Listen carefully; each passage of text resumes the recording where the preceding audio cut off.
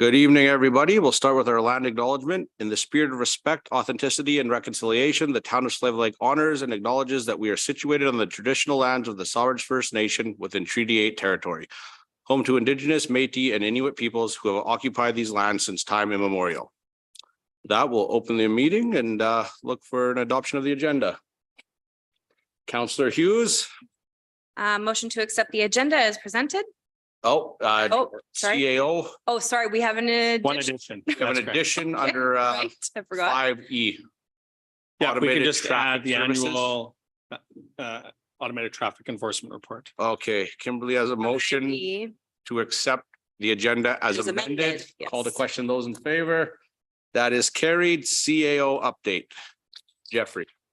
All right, thank you. So before you should have a copy of the CAO update, I'll just go over again some of the highlights from it. From our Human Resources Department, our recruitment updates. So vacancies currently posted and are at various stages of the recruitment process. So we have the executive assistant, human resource advisor, junior and senior lifeguards, manager of information technology, program coordinator, public works operator, and clerk at the RCMP detachment. Summer seasonal hiring is underway for community services. So that's for the travel counselor and summer splash coordinator positions. Interviews are scheduled for the coming weeks. In finance, finance is continuing to work on year end. Auditors will be on site March 21st and 22nd. There was 11 new business licenses in the last month. New businesses include A&D Laser Engraving, Devonshire Rentals, J&T Luma Wig Hauling, Mead Cleaning, Hodge Pressure Services, Atkins Coin and Collectibles, CC Fitness Health and Wellness for Mind and Body and Soul, Lasuna Wild Art, Tangled Creations, Legit Online Shop, Nelson Environmental Remediation. Assessment notices have been sent out. Mill rate bylaw will be coming to council in one of the upcoming sessions.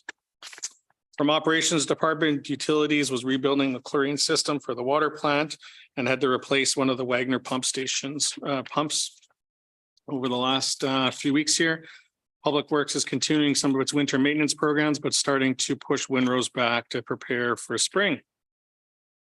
Project Department is working with contractors to determine timelines and estimates for the 2023 projects identified in the 20 capital budgets for this year. They applied for a green and inclusive community building grant for the MRC. They reviewed shop drawings for the washroom unit at Hilda Eben Park. Expected delivery is around the end of April. There was a request for design input for the downtown public art piece closed on February 28th. One submission was received from the Regional Arts Council. Further meetings is requested to talk about a design proposed. Intersection studies will kick off this week. Data collection scheduled for March 14th to 16th. Pipe material has been ordered for the Sawridge Lift Station Force Main Twinning Project and requesting quotes for various suppliers for the approved playground structures for Hilda Eben Park. Our Communications and Economic Development Department updated the general feedback form on the website in anticipation of the Engage SlaveLake.ca launch. Received full access to Alert Ready in the new Alberta Emergency Alert System. Began removing outdated and rescinded information from the town's social media channels. Prepped and scheduled a total of 65 social media posts. About 46% were community service program updates related. An update on subscribers. Voyant subscribers is around the 516 mark. It's up 9 from the previous month. Facebook followers is around 7,400. Facebook page reach is around 19,500. Facebook page visits were about 9,500. Instagram page reach about 1,700. Website visits about 2,800. On the economic development side, State of the Lake planning continues on. Registrations are about 25 to 30. So they're still looking to increase that number to the 50 to 60 sort of range. Chamber of Commerce is responsible for the registration and a number of the banner stands, directional signage and table signs have been created in preparation of the event. Initial Economic Development Advisory Committee board members have been identified and are looking to host an inaugural meeting before the State of the Lake. And discussions continue on actually bringing Tesla EV charger stations potentially to Slave Lake as well. Planning Department and Development Department have been in meetings with High Prairie and Living Water school boards regarding joint use agreements required by the province.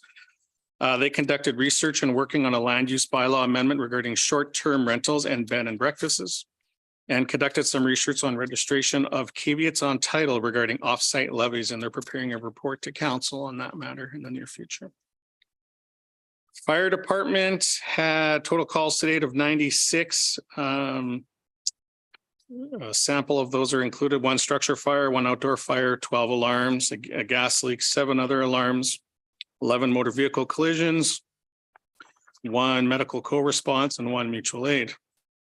In February 2023, a Protective Services Committee meeting was held to discuss what's happening within the different emergency services groups in the region. 2 fire and life safety inspections were completed. Hazardous materials training for members were completed at Station 1, while Station 2, 3, and 4 completed their annual first aid recertifications. Community services, under the enforcement branch for the month of February, they had 39 calls for service. March is seatbelt awareness month, so there's going to be an enhanced focus on seatbelt and child restraint safety. The aquatics department, so the pool deck repairs are taking place between March 13th and 19th. Starting another round of aquatic courses at the end of April. The winter swimming lesson set will be wrapping up in mid-April. As of March 9th, we've received registrations from 250 participants in winter swim lessons. Under the facilities and park branch, staff had a significant number of setup and takedown events, including Family Feud, wrestling, anniversary celebrations, and all seasons market. Office renovations are happening with the 3 additional offices within the town office here, almost complete, just finalizing some of the furniture and manipulation. Under FCSS, community grants spring cycle is open, so deadline for application is March 31st. Frost Fest family outdoor event coordinated by FCSS in February had 50 individuals attend. And the income tax program started March 1st and will run out of the MRC, will be a drop-in based program. Under recreation and programming, regular ice season is winding down. We're in the process of booking and scheduling spring and summer ice. And we're currently in the hiring process for summer splash coordinators and the Vic travel counselors, as mentioned previously. As always, I'm open to any other questions you may have.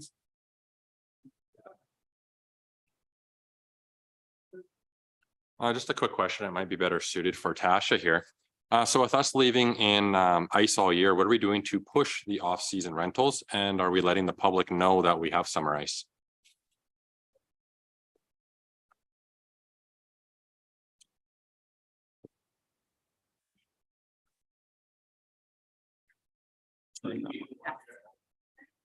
Absolutely.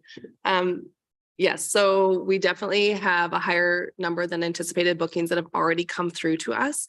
And right now we're trying to schedule those in and make sure we know what's left for ice availability, given our staffing.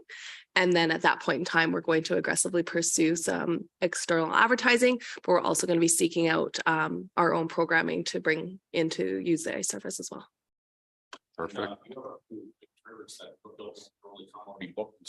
So yeah, actually right now in the works that we're finalizing the contract on is at the end of the month, we might have a 32 team tournament taking place in our facility, which is enormous. Yeah. Yeah.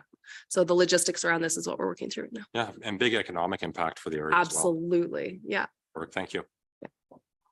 Thank you, Tasha. Councillor Brandel.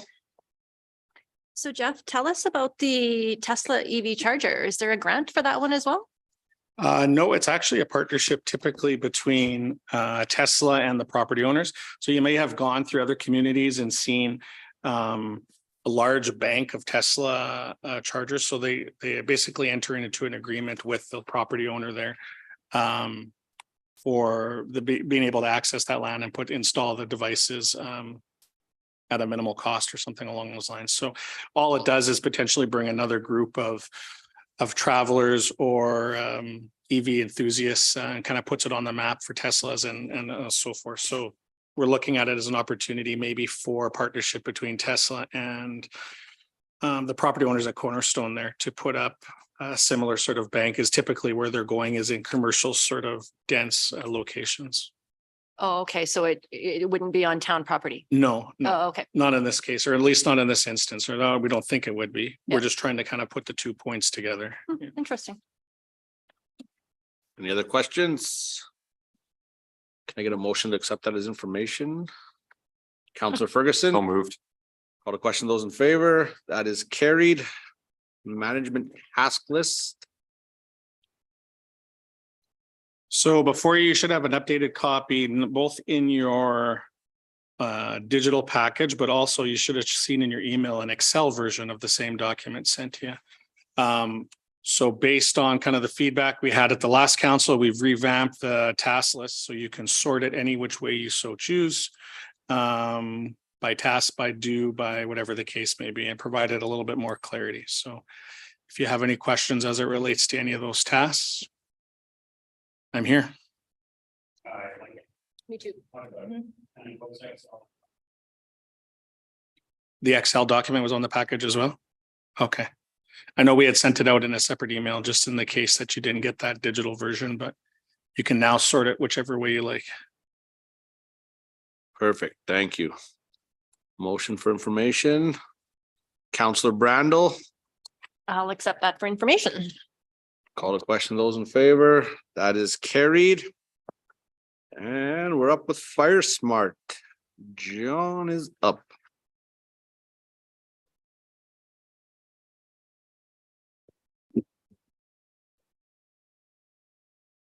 Mayor and council. So just want to talk about Fire Smart. Here with you briefly. So since the 2011 wildfire here in Slave Lake, the fire department has been committed to continuing practice of the 7 disciplines of Fire Smart. Those 7 disciplines are education, vegetation management, legislation and planning, development considerations, interagency cooperation, cross-training, and emergency planning. In 2022, as we all know, our Fire Smart crew transitioned into full-time Town of Slave Lake employees and shifted focus from Fire Smart activities to emergency response, training and response readiness. We also committed to continuing to focus on some of the key areas of Fire Smart, which are education, being ongoing education in schools, community events, in homes or community or at home or community assessments, cross-training with allied agencies such as agriculture and forestry, emergency planning, so that we're in the best position to be response ready, and vegetation management through hazard reduction, burning programs, and mowing in some of the areas around town.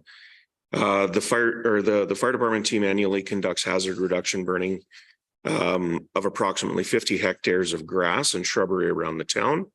Hazard reduction burning is the strategic use of fire to reduce the overall wildfire hazard in and around the town of Slave Lake. In addition to reducing the wildfire hazard, these burns create or enhance areas that can be used for firefighting tactics, including the use of sprinkler lines and the creation of fire guards. These burns are conducted using fire services staff, paid on call staff members, and Alberta wildfire crews when they're available, which meets the cross-training requirement in both Fire Smart and mutual aid agreements. The fire department is also has an ongoing mowing program during the summer months. We mow approximately 20 hectares of grass, usually within the town limits annually. This is accomplished using fire service staff, including Fire Smart, a Fire Smart summer student when available, and equipment that was purchased through the Fire Smart grant. This mowing asset is or assists in creating fire breaks within the town limits. And in drier seasons, it helps keep the dry grass to manageable levels while assisting town park staff. Our communication strategy when we go to do any of these things is to utilize communication items such as Voyant, the town and fire department social media resources in order to alert residents of any burning within our community. Of course, if we were just to burn, people see a column of smoke and it tends to get people a little bit anxious. So we do our absolute best to make sure that it's communicated beforehand, before we actually even drop a torch, just to let people know what's happening and that it is controlled. So our recommendation is just for council to accept the service level as information. Any questions for John? Counselor Adams? I move to accept the excuse me, this 2023 Fire Smart Service Level discussion as information. Call the question, all in favor? That is carried. Thank you, John. Thanks for your time. Donations to local organizations. Sorry, Mr. Mayor, there just might also be an opportunity just to remind council that this will be Deputy Chief McDermott's last appearance before this council. Oh, absolutely. And maybe you give an opportunity to thank him for. Yeah, for thank his, you, John, for your service to your town. Thank you, John.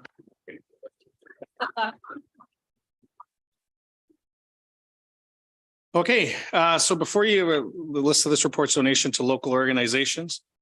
The purpose of this report is to approve the donation of funds to a local nonprofit organizations.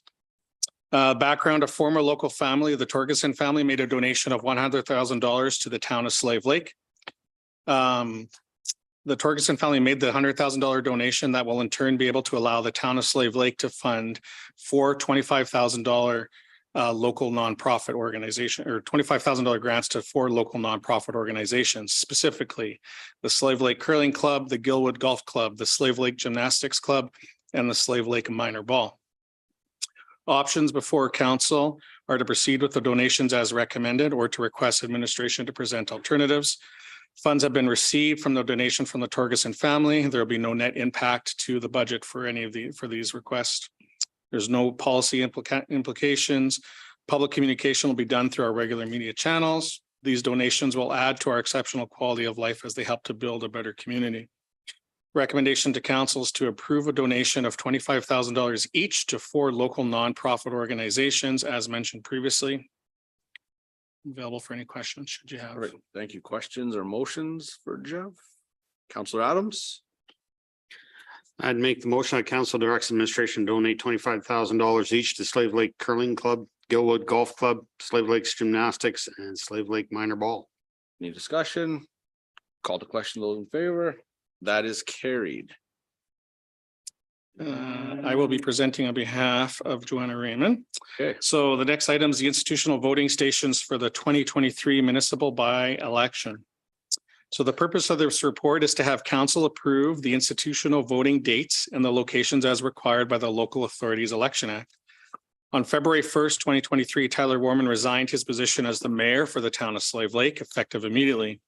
In accordance with the Municipal Government Act, MGA Section 163, a by-election is required to fill the vacancy as there is more than 12 months until the next general municipal election in 2025. On February 7th, 2023, Francesca Ward resigned her councillor position as well. This requires 2 separate positions to be filled in the 2023 municipal by-election. The municipal by-election was called by the remaining members of council on February 7th, 2023 to take place on April 3rd, 2023, with advanced polls being held on March 29th, 2023. The Local Authorities Election Act allows municipalities to hold institutional voting stations. Specifically, it says institutional vote location, eligibility and appointments, section 80 sub 1, the elected authority by resolution or by returning officer, if authorized by resolution of the elected authority, may designate the location of 1 or more institutional voting stations for an election in addition to voting stations designated under section 37. In accordance with the Local Authorities Election Act, LAEA, institutional voting stations are required to be appointed by resolution if holding them on alternative dates of the election day, i.e. advanced polls. Administration wants to ensure we are properly resourced for the upcoming by-election and is recommending that institutional voting stations be held in advance of election day at the following dates and times and locations. Tuesday, March 28th, 2023, from 9:30 a.m. to 11:30 a.m. at the Vanderwell Heritage Place located at 301 6th Avenue Northeast in Slave Lake, Alberta. Tuesday, March 28th, 2023, from 1:30 PM to 3:30 PM at the Sweetgrass Living Care Facility located at 105 6th Avenue Northeast in Slave Lake, Alberta. Thursday, March 30th, 2023, from 9:30 AM to 11:30 AM at the Slave Lake Healthcare Facility located at 309 6th Street Northeast in Slave Lake, Alberta. These locations meet the requirements of the LAEA as outlined in the Act below. Section 2, an elector who on election day, sub A, is confined to a treatment center in a local jurisdiction, or B, is a resident of a supportive living facility in a local jurisdiction that is established as the institutional voting station for the election, is eligible to vote at that institutional voting station. Administration is also seeking resolutions to amend the March 29th, 2023 advanced poll hours. Currently, the hours are set from 10 AM to 4 PM. Administration would like to extend the hours into the evening to accommodate more residents outside of normal business hours. The proposed new hours of the advanced polls are from 10 AM to 7 PM. Administration would also like to add an additional advanced poll day on Saturday prior to the election day to accommodate more residents being able to attend the voting stations. This would also help to alleviate long lines on the day of election. A second advance poll date is being requested for Saturday, March 25th, 2023 at the Government Center from 10 AM to 4 PM. The Local Authorities Election Act does allow for multiple advance poll dates. So under the section advance vote, section 73 sub 1 was repealed. Section 2 subject to subsection 3, an elected authority may by resolution provide for holding an advance vote for an election. Subsection 3 states subject to subsection 4 and 7. The municipality having a population greater than 5,000 must provide for holding an advance vote on A, the election of municipal councillors, including by-elections, and B, the submission of a bylaw or question to electors under section 7. Sub 4, if the election is being held in only one ward, but that ward is within the local jurisdiction of a population greater than 5,000, the requirements of subsection 3 apply. Sub 5, no advance vote shall be held within 24 hours of the election day. Subsection 6, the returning officer must determine the days and hours when the advanced vote under section 2 or 3 is to be held. Options. Option number 1, pass the required resolutions to allow institutional voting locations and amended advance polls to be held as described above. Option 2, defeat the motion to hold the institutional voting stations and dates and advance polls as described above. Resource impacts. Key positions involved in the planning and execution of the by-election will be required to shift focus away from their current roles within the organization due to the short time frame. There will also be impacts in staff time and some minor disruptions to service as administration is planning to run the election using internal staff for the polling stations rather than outsourcing. Posters have been drafted for the institutional sites to display in the facilities in accordance with the Local Authorities Election Act. Advanced poll dates and times will be advertised in the local newspaper and on our website and shared via the town social media platforms in accordance with the Local Authorities Election Act. Recommendation to council is to pass the required resolutions to hold the institutional voting dates and locations as outlined in the above report. Pass the required resolutions to change the hours of the March 29th advance polls and to add an additional date for advance polls on March 25th. Perfect. Any questions for Jeff? Councillor Adams? Yeah, I'm on. Why do we want to have 2 advanced polling days for a by-election? The thoughts were that the one advance polling day is during the week and that it gives potential people that are working or employed or unable to get in on time the opportunity to come on a weekend. So the additional advance polling date is a Saturday. What is our estimated cost impact for adding the additional day over and above? You're looking at 6 hours of labor, probably an hour on each other side. Maybe a staff of 4 or 5, probably a couple $1,000 in there.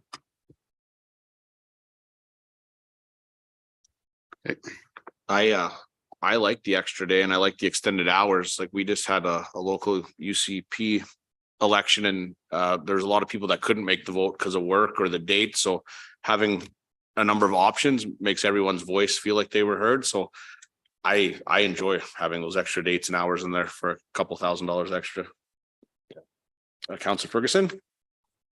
I agree. I'm in favor of anything that improves voter access. So with that, I will make a motion. Feel free. I move to hold institutional voting station Tuesday, March 20th, 2023 from 9:30 a.m. to 11:30 a.m. at the Randall Heritage Place located at 301 6th Ave Northeast in Slave Lake, Alberta. Call to question those in favor.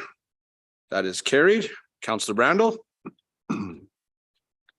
I move to hold institutional voting station Tuesday, March 28th, 2023 from 1:30 PM to 3:30 PM at the Sweetgrass Living Care Facility located at 105 6th Ave Northeast in Slave Lake, Alberta. Call to question those in favor. That is carried. Councillor Hughes. I move to hold institutional voting station Thursday, March 30th, 2023 from 9:30 a.m. to 11:30 a.m. at the Slave Lake Healthcare Facility located at 309 6th Street Northeast in Slave Lake, Alberta. All those in favor.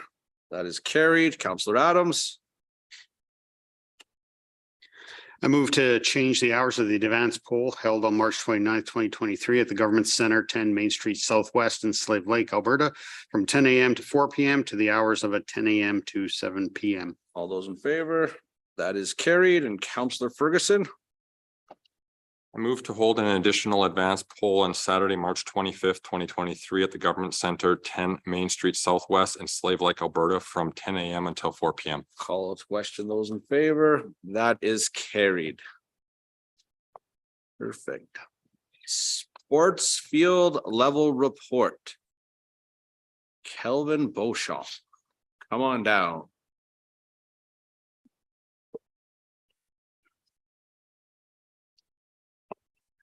So this is a recap of, it's the same report as what was last year. There hasn't been any changes, but we'll go through each step.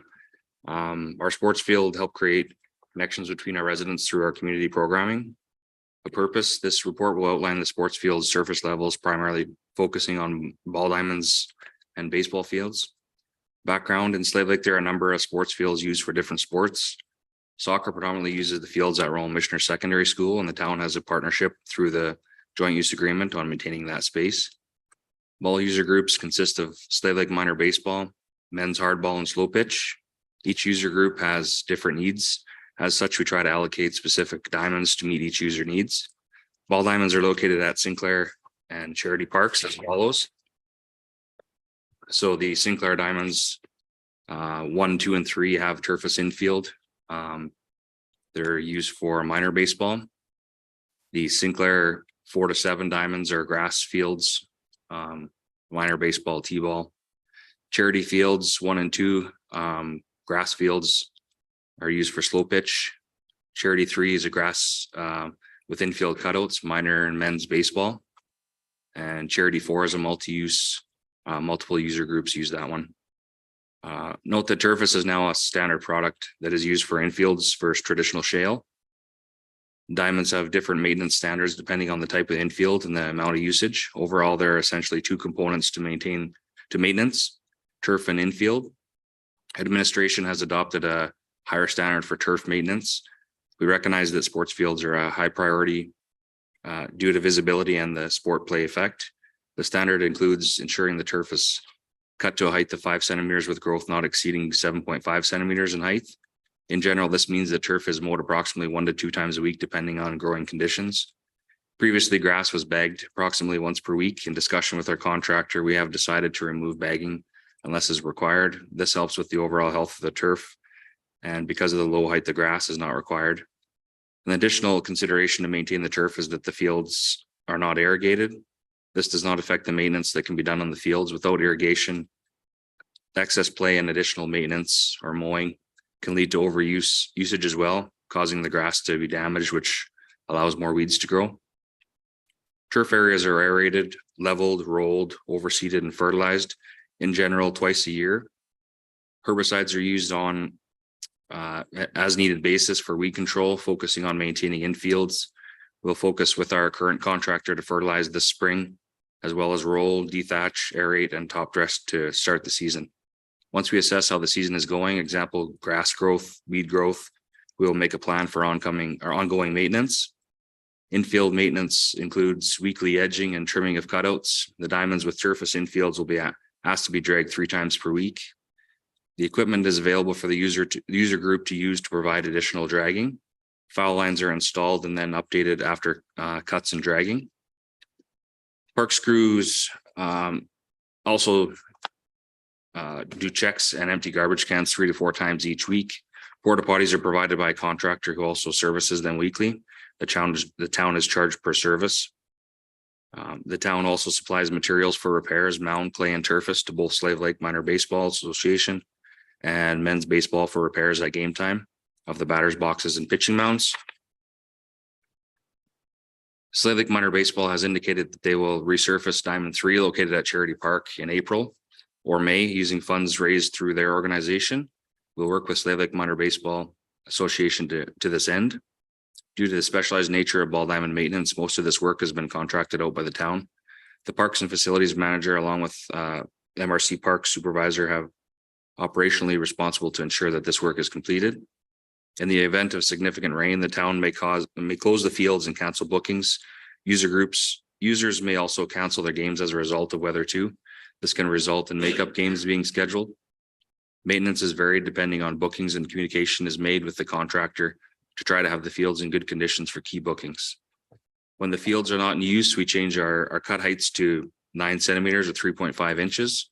One of the challenges is that user groups do not always book fields, book at last minute, or do not communicate their schedules and are disappointed by the service level. We're working with these user groups to figure out start of seasons, but again, the request for increased maintenance and the desire to start using fields often creates a perception of poor service levels or damage to fields due to early play.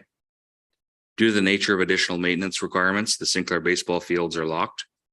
There have been discussion on locking Charity men's baseball fields as well.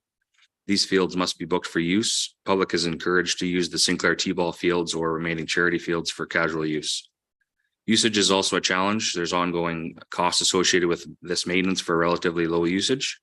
While we want to offer quality fields, some fields have very minimal usage, which makes it hard to justify increasing to service levels. A summary of usage is noted below. The weekly usage in hours on average from 2021 went up obviously to 2022. We had some influx because of the open for summer plan, right? So that's why you see a lot of the increases there from 2021 to 2022. Basically every diamond, the usage went up significantly, which is to be expected. Should be noted that 2021 was a typical year for maintenance and usage with the transition between stages of open for summer plan. Administration was not performing the same service level until there was indication that play was resuming. At that time, the contractor needed some time to affect the required maintenance. As well, usage was lower and users have modified their seasons. For example, Slave Lake Minor Baseball Association season would typically run in May and June, decline in July, provincial teams only, while that year it ran from June to August. In addition, Slave Lake Minor Baseball Association will have scheduled hosting weekends where they host league play at Sinclair. This is where visiting teams will come to Slave Lake. The number of hosting weekends will vary from season to season. Slave Lake Minor Baseball Association hosted 4 weekends in 2022. Slow Pitch will also host tournaments from time to time. Typically, the local Slow Pitch organization will book a tournament, and other organizations may book other tournaments as well. Needs and demands of tournaments are typically reviewed with tournament organizers as part of the planning. Organizers may be required to supply and or pay for some of the services required depending on their needs. For example, a slow pitch tournament organizer may have to provide porta potties, hand washing stations, garbage dumpsters, in addition to any services that they may wish to provide: food vendors, beer, gardens, and camping.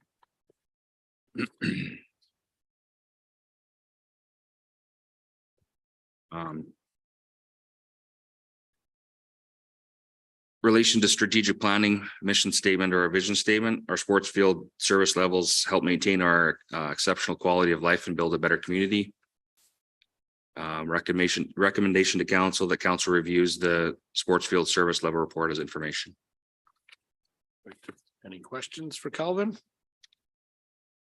Councillor Adams? I'm just having a hard time understanding the chart that you have in there where you have hours booked and days used. Yeah.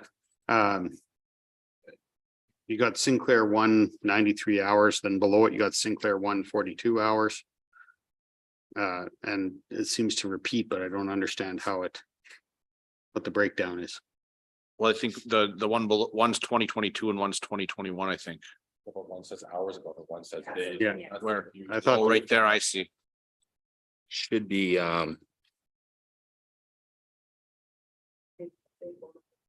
yeah, Yeah, I'm guessing it's a format thing, but I just was wondering if we know what it is. I don't offhand, but I can find that information for you. It's, Is the top one. Yeah, it's the bottom one, yeah. Oh, so it's not the- columns? This part here should be down here. Okay, gotcha. Yeah, thank that you. makes sense. do you expect an increase now, Calvin, or was last year was back to normal, basically? Yeah, that was This- pretty much back to normal. As it said, there's probably 4 weekends a year that each group, there's U11s, U13s, 15s. There's no U18s this year, but they'll host provincial weekends and it brings probably anywhere from 4 to 5 out of town teams. So Perfect. So everything's running smooth with our new service levels from last year. This was adequate for minor baseball and everyone who uses it. They were pretty satisfied. yeah, we actually met with Slave Lake Minor Baseball earlier last week with Kevin and yeah, he didn't have a lot of concerns. We were gonna do a walkthrough once the snow leaves and Perfect. Make Keep a- our user groups happy and Yep. everyone's good. Counselor Adams, Move that council accepts the sports field service level report as information. any more discussion? Call to question, those in favor? That is carried. Thank you, Calvin. Now- Council, if you refresh your screens, you should have access to the digital copy of Tasha's report now. Oh, this is, I want to lose it all, but we'll try it. Or not. It's over. to you. Meeting's over. It's blank. No, it's there. Thank you. Should show up there. I don't think it's numbered, but it should show up. Thank you, Ashley. Hey, You Tasha. have it in front of you? Yes, ma'am. Okay, You're so good, Julie? we're just gonna cover the automated traffic enforcement annual report. So this is something that you receive annually. ATE or automated traffic enforcement plays an active role in our community by reducing speeds and protecting our intersections. The current traffic safety plan identifies that both speed intersections, safety violations are contributing causes of collisions in Slave Lake. In addition to conventional law enforcement through the town's police services, which is the RCMP and our community peace officers, ATE is used to carry out enforcement of these violations. As well, the traffic safety plan emphasizes the importance of school zone safety. ATE is routinely used in schools and playground zones in Slave Lake to bring about awareness of speed violations in these higher risk locations. All locations or zones where ATE is used are approved by the detachment commander of the Slave Lake RCMP based on data that aligns with the Alberta Public Safety and Emergency Services Automated Traffic Enforcement Technology Guideline. For each location, a criteria sheet is completed. All zones were reviewed in November of 2022 to ensure compliance with the most recent ATE guidelines. New criteria sheets were drafted and signed by the Slave Lake RCMP. The town maintains a list of all locations approved and used. This list is publicly available on the Town of Slave Lake website, and the town also provides public access to the justification sheets and supporting data also located on the website where users are able to access that interactive map. As well, all roadway signage is reviewed annually by the town and the ATE contractor to ensure that all locations are signed as required by the guidelines.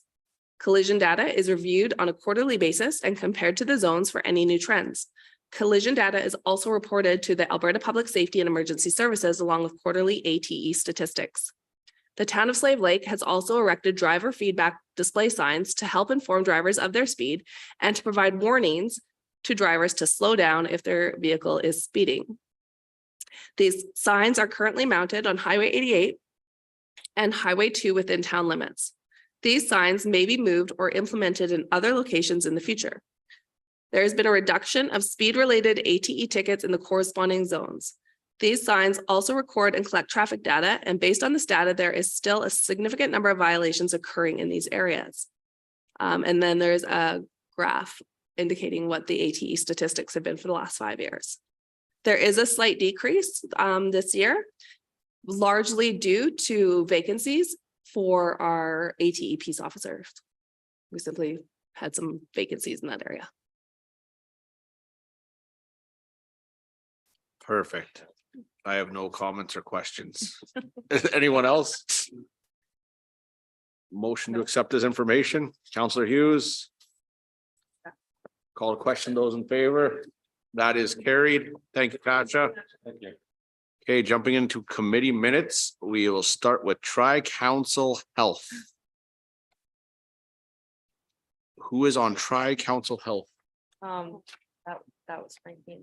They are both gone and Oh, wasn't, not Frankie. I wasn't at the meeting. okay, Oh. well, we will skip that till the next one and hop into Slave Lake Regional Tourism Society. Me, okay. Yes, so the Slave Lake Region Tourism Society is busy as ever.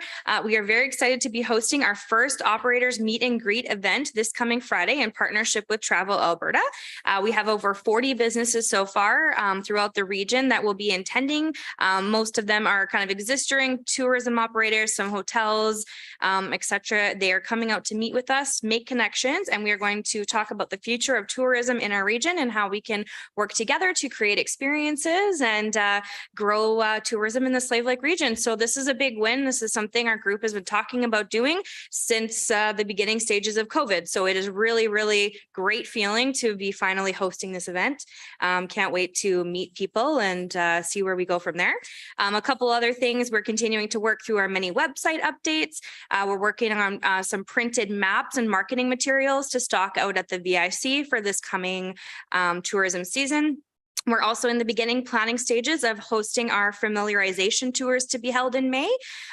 So more details to come on that once we finalize a date.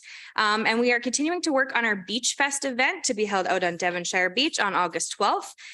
You will see a lot coming out about that very soon here on our social media. And we are also working on an event to be held on Canada Day at the Slave Lake Airport. And so it is a really cool event by Elevate Aviation. So there will be 40 private planes that are going to be flying through Slave Lake on Canada Day. So we have been asked to essentially greet them and also hold a community kind of style Canada Day event over at the airport. So something a little bit new and different coming to residents for Canada Day, and more details to come on that soon. Thank you. Cool. Any questions? None? Nice work. Library. Couple things on that one. They've got their art wall up. I would say go check it out. It's pretty good. Currently displaying the Trex exhibit called Adornment until April 12th. They also completed work associated with participating in the Provincial Housing and Services Survey. Their audit for the fiscal year is already underway. They've already sent everything off, so it's with the auditors. A couple of their programming highlights that have gone through is their Winter Story Walk has had significant attendance from Sugar School was 425. E.G. Wallstrom is still going with that one. And expect that to be a significant number as well. And they're starting to get going on their craft kits for the year. There's 1,000 books before kindergarten, that kind of thing. And that's about it for library. Questions? Homeless Coalition. Largely status quo. We are still recruiting for an executive director. If anyone is interested, please apply to the coalition. And besides that, it is largely business as usual, unless you have anything else to add, Councillor Brandel. Perfect. Thank you. MPC, we amended a land use bylaw for Lakeview Optometry. We had a development referral for a cabin in the MD, which we approved. Councillor Ferguson. So we met March 1st. We are still looking at a long-term plan of sorts. Waste is a volume-based business.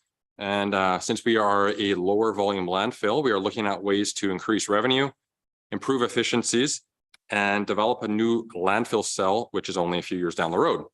Additionally, for all the benefit of those watching at home, the landfill is monetarily subsidized by the town and the MD to the tune of approximately $295,000 a year, of which the town covers 80% and the MD covers 20%.